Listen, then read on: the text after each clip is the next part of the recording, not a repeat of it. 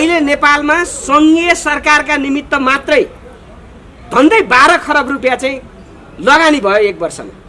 त्यसको बेनिफिट के? तपाईको साधारण खर्च घटाऊ, विकास बजेट बढाऊ। अहिले नेपालको तपाईको चाहिँ अर्थतन्त्रमा तपाईले चाहिँ गत वर्षको तपाईको आर्थिक बजेट तपाईले हेर्नुभयो भने 84% बजेट, झन्डै 80% भन्दा बढी बजेट सामान्य खर्चमा खर्च भएको छ। एउटा प्रधानमन्त्रीले, एउटा कार्यकारी प्रमुखले 5 वर्ष त ढुक्क भएर शासन गर्न पाउँछ? बाँडेर खाने कुरा 5 वर्ष बाँडेर खाउन्। 5 वर्षमा 3टा शासकले बाँडेर खाँदा जति करप्सन हुन्छ, एउटा शासकले बाँडेर खाँदा त कम करप्सन होला। तपाईहरुलाई स्वागत छ। अहिले चाहिँ हाम्रो फ्रेममा देखिराख्नु भएको छ हाम्रो नेपाल र हाम्रो नेपालीका प्रवक्ता चाहिँ सामाजिक अभियन्ता पनि भन्नुहुन्छ नन्दप्रसाद काफ्लेजी हुनुहुन्छ। उहाँ चाहिँ पछिल्लो अवस्थामा के भइरहेको छ भने देशमा अहिले चाहिँ सम्माननीय प्रधानमन्त्री ओलीज्यूले चाहिँ संसद विघटन गरिसक्नु भएको छ र अहिले चाहिँ संसदविहीन छ देश। उहाँहरूको चाहिँ एउटा अभियान चाहिँ भ्रष्टाचार विरुद्धको अभियानदेखि लगेर विभिन्न अभियानहरूमा एक्टिभ हुनुहुन्थ्यो। यो विषयमा उहाँको धारणा के छ र उहाँहरूको के गर्दै हुनुहुन्छ, यो विषयलाई कसरी लिनुभएको छ भन्ने विषयमा उहाँसँग छलफल गर्न गइरहेको छु। तपाईँलाई स्वागत छ।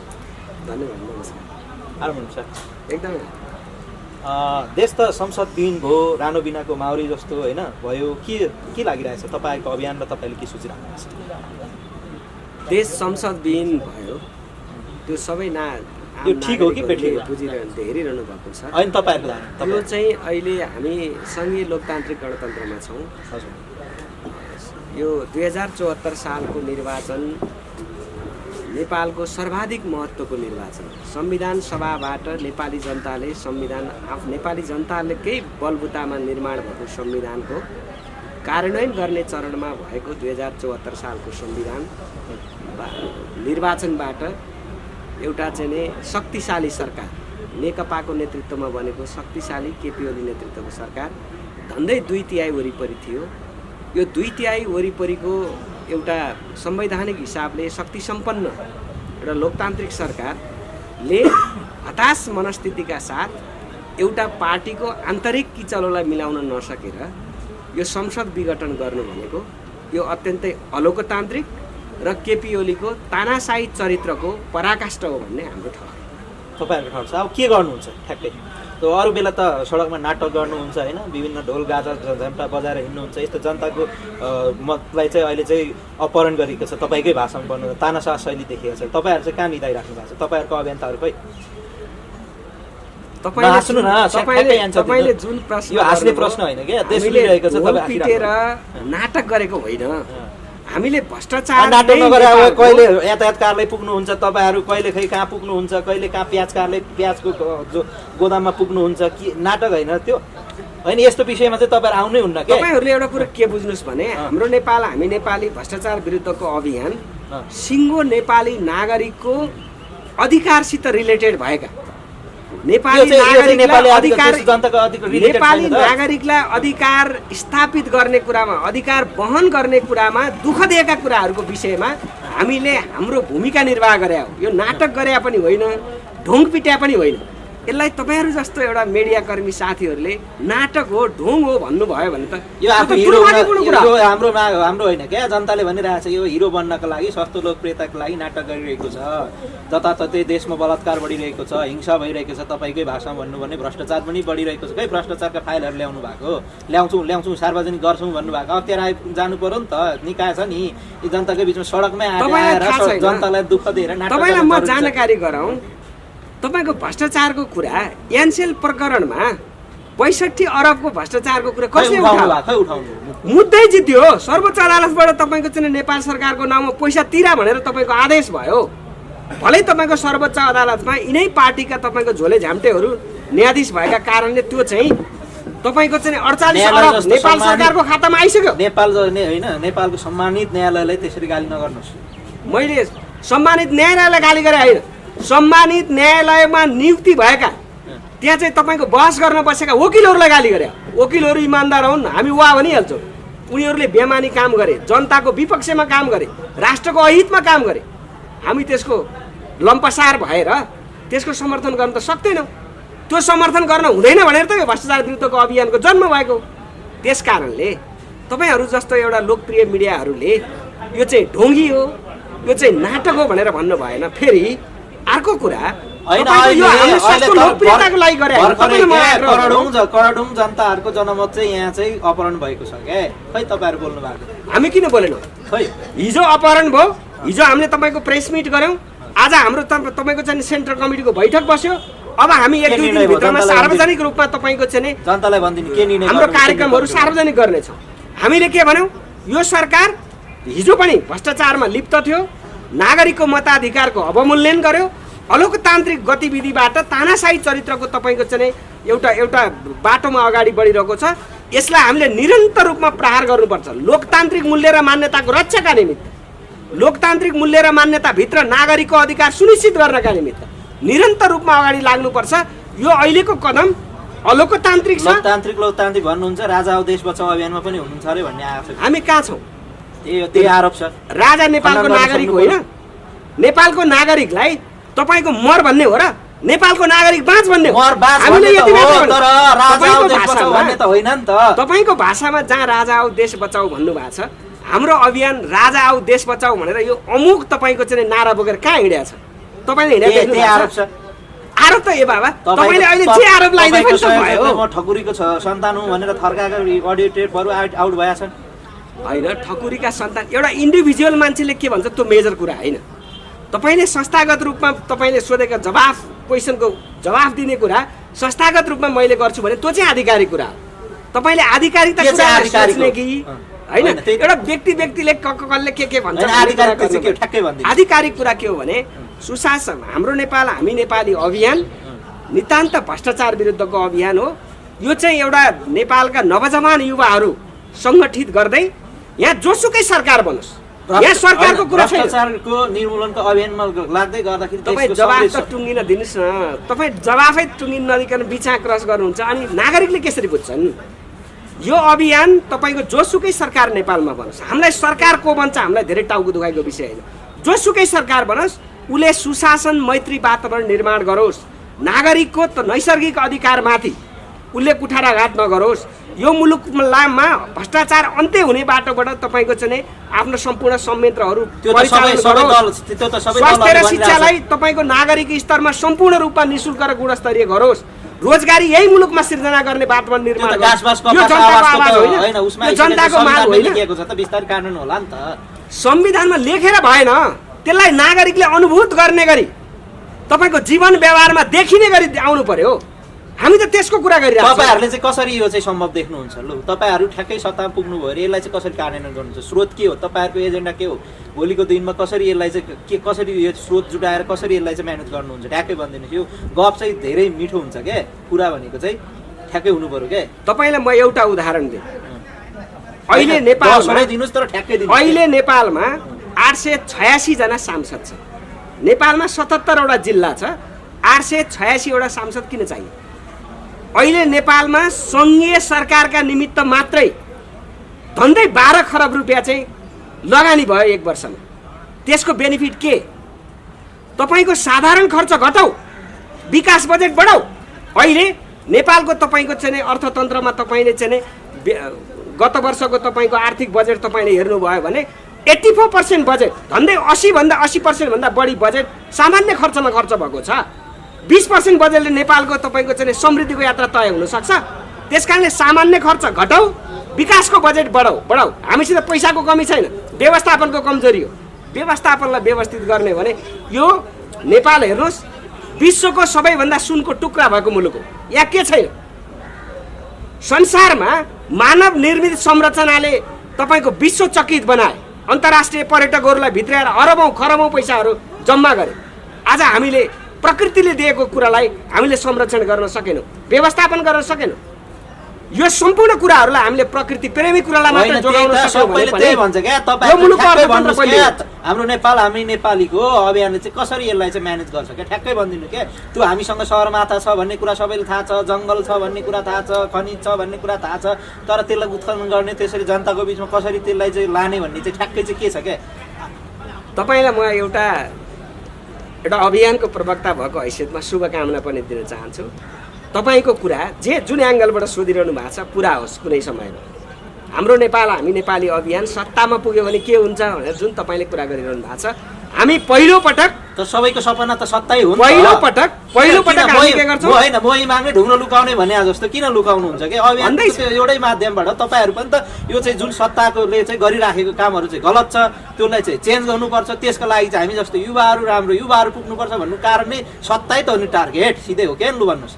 म तपाईँलाई भन्दैछु तपाईँको जुन भावना छ त्यो पुरा होस्, पुरा हुनका निमित्त सबै कुराले साथ सहयोग प्राप्त होस्, त्यो एउटा पक्ष हो। तर हामी कुनै दिन त्यो ठाउँमा पुग्यौँ, नीति निर्माण तहमा पुग्यौँ भने पहिलोपटक हामी पञ्चायत कालदेखि अहिलेसम्म उच्च ओहदामा रहेका सम्पूर्ण नेता, सम्पूर्ण मन्त्री, सम्पूर्ण तपाईँको चाहिँ कर्मचारीहरूको एकपटक सम्पत्ति छानबिन गर्छ। त्यसो गरेर तपाईँहरूकै अभियन्ताहरू जाकेला अभियान त जाकिन्छ। हामी केपी ओली हो र? केपी ओलीको शैलीले, शेरबहादुर देउवाको शैलीले, प्रचण्डको शैलीले हामीले चाहिँ यो अभियान चलाओ। प्रत्येक अभियन्ताहरू आफै स्वरोजगार हुनुपर्छ। प्रत्येक अभियन्ताहरू नेतालाई गाली गर्दैमा मात्रै अभियान फेरि सफल हुन्छ भन्ने पनि छैन है प्रवक्ता। शीर्षस्थ नेताहरूलाई गाली गरे होइन, सचेत गराउन खोजे।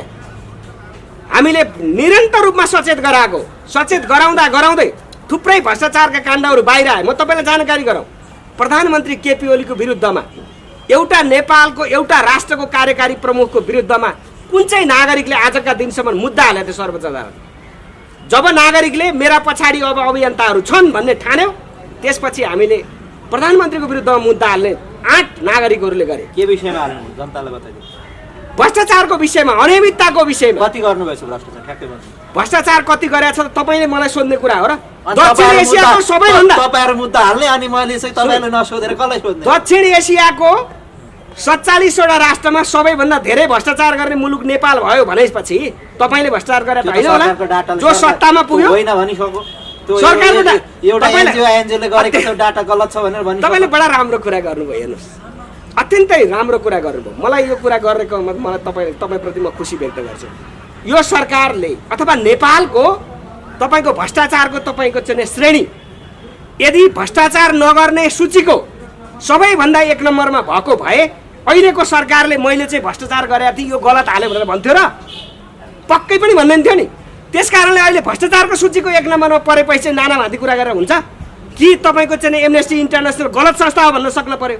हिजोका दिनमा पनि यसले यस्ता रिपोर्टहरू बाहिर ल्याए, अहिले पनि ल्याइरहेको छ। त्यसकारणले हामीले के गर्नु हुँदैन भने यो जुन रिपोर्ट बाहिर आयो यसलाई हामीले खण्डन मण्डन गर्नु हुँदैन। यो भ्रष्टाचार नेपालमा भयो, व्यक्तिको कुरा होइन, यो एउटा संरचनाले भ्रष्टाचार गर्यो। त्यसकारणले यो भ्रष्टाचार अब हुँदैन भन्ने सिराबाट बहस गर्ने हो। यो भ्रष्टाचार भयो कि भएन भनेर भन्ने अधिकार कसैलाई पनि छैन। कि त एमनेस्टी इन्टरनेसनल गलत भन्नु पर्यो? उसले आज मात्रै यो कुरा सार्वजनिक गर्दै आयो, विगत लामो उसको इतिहास छ, उसको पनि आफ्नो एउटा चाहिँ क्राइटेरिया होला। त्यो क्राइटेरियामा तपाईँको मिट भएर नै नेपाल भ्रष्टाचारको एउटा 1 नम्बर सूचीमा पर्यो। तपाईँ खुसी हुनुहुन्छ यो कुराले? आज कुनै नागरिक खुसी छ यो कुराले? आज स्वदेश तथा विदेशमा बस्ने कोही नेपाली नागरिक खुसी छ? तपाईँहरू त खुसी हुनुहुन्छ नि त, तपाईँहरूको अभियान झन् लाग्छ। हामी कहाँ खुसी छौँ? यो भ्रष्टाचार हुँदैन भन्ने अभियान हो। भ्रष्टाचार भएको कुरा खुसी हुन्छ? यति धेरै भ्रष्टाचार भएछ। हामीले 2 वर्षदेखि यो कुरा उठायौँ, यो सरकारले सुनेन। 2 वर्षपछि साँच्चै नेपाल तपाईँको एउटा रेकर्डमा आयो। यो सरकार अझै पनि सुन्दैन। तपाईँहरू जस्तो लोकप्रिय मिडियाका पत्रकार साथीहरूले पनि यसलाई तपाईँको अन्ठ्याङ र मन्ठ्याङ उल्टो र पाल्टो गरी जवाफ दिने, क्वेसन गर्ने, तपाईँको चाहिँ प्रश्नोत्तर माग्न थाल्नुभयो भने हामी कहाँ पुग्छौँ? हामीले के चिन्तन गरिरहेको भन्नुहुन्छ क्या तपाईँहरू? ठ्याक्कै टु द पोइन्ट त भन्नु पर्यो नि, जनताले खोजेको कुरा त भन्नु पर्यो नि त। भ्रष्टाचारको 1 नम्बर सूचीमा परेको कुरा टु द पोइन्ट सरकारले गलत हो भनेर त भने। मैले अघि नै भने नि त, भ्रष्टाचार नगरेको 1 नम्बर सूचीमा राखे भए मैले चाहिँ भ्रष्टाचार गरेको थिएँ, यसले गलत रिपोर्ट गर्यो भन्थ्यो र बनायो सरकारले? निश्चित रूपमा भन्दैन थियो। त्यसकारणले अहिले भ्रष्टाचारको 1 नम्बर सूचीमा पर्यो भनेर यो रोइलो गर्नु, ए बाबा हामीले कमजोरी गऱ्यौँ, हामी सुधार्छौँ भनेर जाने कि त्यो संस्था एउटा चाहिँ तपाईँको चाहिँ अन्तर्राष्ट्रिय संस्थालाई बदनामी गर्ने होइन, लाञ्छित गर्ने तरिकाले जाने? तपाईँहरूको भनाइसँग म पनि सहमत छु। देशमा भ्रष्टाचार हुनु हुँदैन, सुशासन होइन, सुव्यवस्थाहरू हट्नुपर्छ, सुशासन कायम हुनुपर्छ। तर टु द पोइन्ट अहिलेको हामी संसदको सेरोफेरोमा थियौँ। तपाईँहरूले के गर्नुहुन्छ? केन्द्रीय समितिको बैठक बस्यो भन्नुहुन्छ, के गर्नुहुन्छ? अब मुख्य कुरा त हेर्नुहोस्, अहिलेको जुन एउटा चाहिँ राष्ट्रिय राजनीतिको परिस्थिति भ्याकुम वरिपरि गइरहेछ। अब प्रधानमन्त्री केपी शर्मा ओलीले नयाँ क्याबिनेट बनाउनु होला, के गर्नु होला त्यो भोलिको कुरा हो। हिजो मात्रै 7 जना मन्त्रीहरूले राजीनामा दिनुभयो। अब फेरि 2 जनाले दिने लाइनमा बसिरहेछ भन्ने सुनेको छु। अरूको कस्ता मन्त्रीहरू ल्याउलान्, इमान्दार मन्त्री ल्याउलान् कि नल्याउलान्, संवैधानिक निकायका प्रमुखहरूलाई कस्ता नियुक्ति गर्लान्, ती नियुक्ति गरेका प्रमुख, ती नियुक्ति गरेका मन्त्रीहरूले फेरि सुशासन मैत्री वातावरण निर्माण गर्नका निमित्त भ्रष्टाचारमा मुछिएकाहरूलाई मुद्दा तपाईँको चाहिँ अगाडि बढाएर खोरमा हाल्नेतिर गयो भने चाहिँ यिनलाई फेरि हामी नेगेटिभ भन्दैनौँ। हामी त भ्रष्टाचार पहिलो कदम भने चाहिँ भ्रष्टाचार रोकिनु पर्यो। भ्रष्टाचार नरोकिकन यो मुलुक बन्दैन। तपाईँहरू जस्तो युवाहरूले मात्रै भन्छ होइन, आयो टक्क होइन सुटबुट लायो, एउटा टक्कै इन्टरभ्यूमा बस्यो, त्यो घर गयो सुत्यो, त्यसरी भन्छ होइन। अस्ति भर्खरै तपाईँको चाहिँ त्यो यातायात कार्यालयमा त्यो यातायात कार्यालयको हाकिमले कफी खान बोलायो हो कि पिज्जा खान बोलायो? पाउनु भयो अरे। एउटा सिङ्गो यातायात क्षेत्रको कुरा बोकेर गएको कुरा तपाईँको सुटबुटको कुरा गर्ने नाङ्गे हिँड्यो भने त पागल भन्दैन भने केही न केही त लाउनै पर्ने होला नि। तपाईँ पनि सुटेड बुटेड नै देख्छु। त्यस कारण यस्तो कुरालाई चाहिँ तपाईँहरूले यो अतिरञ्जित गराउने टाइपको कुरा गर्न हुँदैन। नाङ्गे हिँड्न पनि के हो क्या, काम नगरी खाने स्रोत चाहिँ? म पेसाले डक्टर हो, यसरी भन्न सक्छु। बुझ्नु भएन? म पेसाले डक्टर हो। म आज पनि दिनमा 10 देखि 20,000 रुपियाँ नेट म प्रफिट गर्ने मान्छे हो। अनि मलाई व्यक्तिगत रूपमा स्रोत के हुनुहुन्छ भने त्यो मेरो स्रोत हो। सिङ्गो संस्था कसरी चलाएको छ भन्नुहुन्छ भने मैले मेरो स्रोतको केही % कमाइ तपाईँको चाहिँ अभियान सञ्चालनका लागि मैले दिन्छु। हरेक अभियानले यसरी क्लियर पार्नु भने जस्तै तपाईँहरू जस्तो भ्रष्टाचार निर्मूल पार्नको लागि अभियानमा हिँड्नुहुन्छ, तपाईँहरूको एउटा स्रोत छैन भने चाहिँ त्यो तपाईँहरूले चाहिँ भ्रष्टाचार गर्दैन भन्ने चाहिँ आधार के रहन्छ? यसरी 2 पोइन्ट भन्नुभयो कि हामीले यही भनेको छ। हाम्रो अभियानमा जोडिने सबै साथीहरू तपाईँहरू रोजगार सहितको अभियानमा आउनुहोस्। रोजगारी गर्नका लागि तपाईँहरूसित समस्या छ भने के फेसिलिटेट गर्नुपर्छ? सिङ्गो अभियानको तर्फबाट एउटा चाहिँ सामूहिक रूपमा पहल कदमी गरौँ र त्यो फेसिलिटेट गरौँ। हामी अभियानका निम्ति पनि काम गरौँ, हाम्रा निम्ति पनि काम गरौँ र हाम्रा निम्ति काम गर्दै जाँदाखेरि अभियानको निम्ति नि काम गऱ्यौँ भने यो राष्ट्रको लागि ठुलो कन्ट्रिब्युसन हुन्छ, सहयोग हुन्छ भनेर हामीले सबै अभियन्ताहरूलाई भनेका छौँ। त्यसमा हाम्रा अभियन्ताहरू आजको दिनसम्म हेर्दाखेरि बेरोजगारी अभियन्ताहरू जोडिएका छैनन्। भोलि जोडिएका बेरोजगारी अभियन्ताहरूलाई रोजगार सिर्जना गर्नका निमित्त हामीले सामूहिक पहल कदमी गर्नेछौँ। सामूहिक पहल कदमीबाट नै यो मुलुकको समस्या समाधान गर्न सकिन्छ भन्नेमा हामी दृढ छौँ, विश्वस्त छौँ। जुन यो सम्माननीय प्रधानमन्त्री ओलीज्यूले गर्नुभयो ठिक गर्नुभयो कि बेठिक गर्नुभयो? ठ्याक्कै मैले अघि नै यसको जवाफ दिइसकेँ। होइन, ठ्याक्कै यो अलोकतान्त्रिक तानाशाही चरित्रको कदम हो। यो तत्काल सम्भव छ, कानुनी हिसाबले संवैधानिक हिसाबले सम्भव छ भने देश अस्ति भर्खरै निर्वाचन भयो, भर्खर 2.5 वर्ष भएको छ। तपाईँको 42 अरब रुपियाँ स्थानीय निकायको चुनावमा खर्च भयो, 16 अरब रुपियाँ तपाईँको चाहिँ प्रदेश र संसदको चुनावमा खर्च भयो। यत्रो कोभिडको टाइममा तपाईँको चाहिँ 1 वर्षसम्म सबै बन्द व्यापारहरू बन्द भयो। देश आर्थिक रूपमा हरिकङ्गाल भएको बेलामा फेरि तपाईँको चाहिँ 50 अरब वरिपरि रुपियाँ खर्च गर्ने गरी यो नेपाललाई यत्रो आर्थिक भार जुन जोडिन कोसिस भइरहेको छ। तपाईँलाई म जानकारी गराउँ, 13 खरब भन्दा बढी पैसा अहिले विदेशी ऋण छ। अब यो 50 अरब रुपियाँ जोडियो भने के हुन्छ? आज तपाईँको सानो भर्खर तपाईँको चाहिँ जन्मिँदै गरेको बच्चा जन्मिँदै रहँदाखेरि 48,000 रुपियाँ ऋण बोकेर जन्मिन्छ। यो चुनावले तपाईँको चाहिँ त्यो थपेर 49,000 रुपियाँ हुन्छ। यो विषयमा तपाईँको चाहिँ आम मिडियाहरू, आम नागरिकहरू सचेत हुनु पर्दैन? हामी अहिले दक्षिण एसियाको 1 नम्बर सूचीको कङ्गाल देशमा पर्यो। भ्रष्टाचारले त्यही कुरा निर्देशित गर्छ। विश्वभरिको कङ्गाल देशमा भयो भने के हुन्छ? तपाईँको चाहिँ हाम्रो शिर, हाम्रो चाहिँ तपाईँको चिन्तन तपाईँ जुन देशमा गए पनि निहुरिनु पर्ने। नेपालीको यति गौरवशाली इतिहास बोकेको नेपालको नागरिक प्रत्येक मुलुकमा जाँदा भ्रष्टाचारी मुलुकको नागरिक भएर शिर निहुराउनु पर्ने? यो कसले गर्यो? यो सत्ताले गर्यो। त्यस कारणले यो तानाशाही चरित्र बोकेको केपी ओली नेतृत्वको सरकार ढल्नुपर्छ। यो सरकार जानुपर्छ भन्थ्यो, तर यसले फेरि तानाशाही कदम चाल्यो। त्यस कारणले अब लोकतन्त्रको रक्षाका निमित्त र मुलुकको समृद्धिको नयाँ सिराबाट तपाईँको यात्रा तय गर्नका निमित्त पनि अब तपाईँको चाहिँ शासकीय स्वरूपमा व्यापक फेरबदल गरेर जानुपर्छ। कस्तो हुनुपर्छ ठ्याक्कै भन्दा नेपालको शासकीय? त्यो भने हामीले स्पष्ट रूपमा भनेका छौँ। अहिले नेपाल बिग्रियो कसरी? यो संसदीय अभ्यासका कारणले नेपाल बिग्रियो। तपाईँलाई म विगत अलिकति सम्झाउँ। जति बेला नेपाल स्वतन्त्र थियो तर भारत स्वतन्त्र थिएन। तपाईँको चाहिँ ब्रिटिस साम्राज्यले भारतमा साम्राज्य जमाइरहेको बेलामा आम तपाईँको चाहिँ भारतका नागरिकहरू ब्रिटिस पढ्न जान्थे। ब्रिटिसको जे शासन छ भारतमा त्यही शासन लागू हो। आम नेपालीहरू तपाईँको चाहिँ नजिक भएका हिसाबले भारत पढ्न जान्थे। भारतमा जे शासन थियो नेपालमा त्यही शासन लगाइयो। आज त्यो संसदीय अभ्यासले तपाईँको चाहिँ 2048 धेरै टाढाको कुरा नगरौँ, धेरै टाढाको कुरा हामीले गऱ्यौँ भने त्यो अतिरञ्जित हुन्छ। तपाईँको चाहिँ 2007 सालदेखि नेपालमा प्रजातान्त्रिक आन्दोलनको प्रजातान्त्रिक प्रत्याभूतिको तपाईँको सुरुवात भयो। 48 जना मन्त्री भयो। गर्नुहोस्, प्रत्येक एउटा मन्त्रीले 1.5 वर्ष शासन गर्यो। प्रत्येक एकजना मन्त्री प्रधानमन्त्रीले 1.5 वर्ष शासन गर्दा कति मन्त्री फेरिए होला? तिनका स्वकीय सचिवदेखि कतिलाई हामीले पाल्यौँ होला?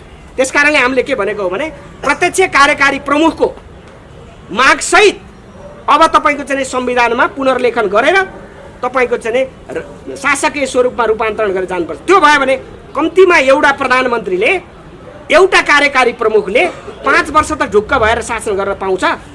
बाँडेर खाने कुरा 5 वर्ष बाँडेर खाउन्। 5 वर्षमा 3टा शासकले बाँडेर खाँदा जति करप्सन हुन्छ एउटा शासकले बाँडेर खाँदा त कम करप्सन होला। एउटा शासक तपाईँ गलत भयो भने त अर्कोपल्ट अर्को शासक नेपाली जनताले ल्याउला। यहाँ त शासक करप्टेड भयो भने पनि नेपाली जनताले शासक फेर्न पाएन। संसदभित्रबाट कुन चाहिँ करप्टेड लाने भन्ने नेपाली जनताको पनि कमजोरी हो नि त। अब फेरि मध्यवर्ती निर्वाचन भएको छ, त्यो जित्ने त्यो केपी शर्मा ओली हो, प्रचण्ड हो, वामदेव हो, होइन, शेरबहादुर हो, ती गगन थापा हुन्, एकेश हुन्।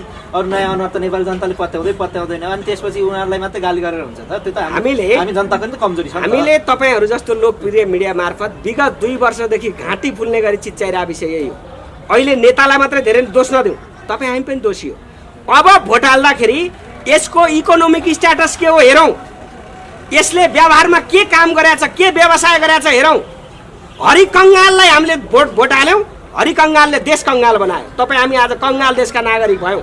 त्यसकारणले रोजगारी सहितको काम गर्ने लिडरलाई छानौँ। ठिक छ, उसले तपाईँको चाहिँ सामाजिक सेवाका लागि रोजगारी गर्ने अवसर प्राप्त गर्न सकेन, तर राष्ट्रका निम्ति अहिलेसम्म उसले के कन्ट्रिब्युसन गर्यो, सकारात्मक कन्ट्रिब्युसन के गर्यो, त्यसलाई लेखाजोखा गरेर अब भोट हाल्नु। त्यो भयो भने ठिक मान्छे हामीले चाहन्छौँ होइन। हाम्रो शेरबहादुर देउवा पनि 9 वर्ष जेल बसिया छ। हरेक राष्ट्रलाई त कन्ट्रिब्युसनको लागि त जेलै बसिया छ नि। आज तपाईँले जेल बसेको कुराले मुलुक समृद्धिको यात्रामा गयो होइन? त्यो एउटा व्यवस्था परिवर्तनको लागि त बस्या हो नि त। व्यवस्था परिवर्तनले भोको नागरिकको पेट भरिन्छ? खालि बोल्न पाएर नागरिक स्वतन्त्र भयो भनेर पुग्छ? पुग्ने भयो त भइगयो त। अहिलेको व्यवस्थाले सबै थोक गरेको छ। त्यसकारणले हामीले भनेको के हो भने व्यवस्था परिवर्तनको कुरा होइन, अब अवस्था परिवर्तनको लडाइँ हो। व्यवस्था परिवर्तनको लडाइँ धेरैपल्ट लडियो। अब अवस्था परिवर्तनको लडाइँका निम्ति तपाईँको चाहिँ राइट म्यान राइट प्लेस हुनु पर्यो। ठिक मान्छे हामीले चयन गर्नु पर्यो। यो कुन पार्टीको हो, कुन चाहिँ संस्थाको हो, यो मेजर कुरा होइन, तर त्यो व्यक्तिले मुलुकका निम्ति कन्ट्रिब्युसन के गर्न सक्छ भन्ने कुरालाई हामीले साँचो अर्थमा लेखाजोखा नगरिकन अब निर्वाचनमा जितायौँ भने फेरि अब हामी धेरै वर्ष पछाडि जाँदैछौँ। अब यति बेला हाम्रो तपाईँको चाहिँ उमेर समूह, तपाईँ हाम्रै उमेर समूहमा यो मुलुक नबने पनि हाम्रा पछिल्लो पुस्ताले हामीलाई गाली गर्ने वातावरण नबनोस् भनेर सारा सुविधा पनि छोडेर तपाईँको चाहिँ हामी भ्रष्टाचार विरुद्धको अभियानमा लागेका हौँ। म जतिको मान्छे कुनै दलको नेतामा जाँदा कार्यकर्ता हुँदाखेरि मैले अवसर नपाएर यो अभियानमा लागेको होइन, तर पुरानो चिन्तन, पुरानो नेता, पुरानो दृष्टिकोणले नेपालको नयाँ आवश्यकताको परिपूर्ति गर्न सक्दैन। त्यसकारणले नयाँ नेतृत्व, नयाँ विचारका साथ तपाईँको चाहिँ अगाडि बढ्नुपर्छ भन्ने दृष्टिकोणका साथ हामीले यो अभियानको सुरुवात गरेका हौँ। तपाईँहरूको लोकप्रिय मिडिया मार्फत पनि म सम्पूर्ण स्वदेश तथा विदेशमा बस्ने नेपाली नागरिकहरूलाई, नेपाली बाआमा दाजुभाइ तथा दिदीबहिनीहरूलाई यही कार्यदिशाका साथ अगाडि बढ्नका निमित्त र अहिलेको तपाईँको चाहिँ परिवर्तित अवस्थामा अहिलेको घटनाक्रमलाई हामीले तपाईँको चाहिँ चुनावी यात्राको रूपमा भन्दा पनि देशको अर्थतन्त्र धरापमा पार्ने यो चाहिँ एउटा कुचेष्टा जुन भएको छ, यसको हामीले विरोध गर्नुपर्छ भन्ने हामी ठान्छौँ। धन्यवाद। तपाईँले आज अत्यन्तै ऊर्जाशील होइन, अप्ठ्यारो आकुस मुकुस हुने गरी जुन प्रश्न उत्तर राख्नुभयो, तर यो नागरिकका निम्ति सुसूचित गर्नका निम्ति जुन तपाईँले चाहिँ क्वेसन गर्नुभयो, प्रश्न गर्नुभयो, तपाईँप्रति र तपाईँहरू सबै लोकप्रिय मिडियाहरूप्रति म आभार व्यक्त गर्न चाहन्छु, कृतज्ञता व्यक्त गर्न चाहन्छु। र आज संयोगले हाम्रो नेपाल हामी नेपालीको प्रवक्ताको हैसियतमा सिङ्गो चाहिँ तपाईँको चाहिँ मुलुकको परिवर्तित अवस्थामा आफ्नो धारणा राख्ने जुन अवसर प्रदान गर्नुभयो, तपाईँहरू सम्पूर्ण लोकप्रिय मिडियाहरूलाई म हार्दिक कृतज्ञता व्यक्त गर्न चाहन्छु, अभिनन्दन गर्न चाहन्छु। धन्यवाद।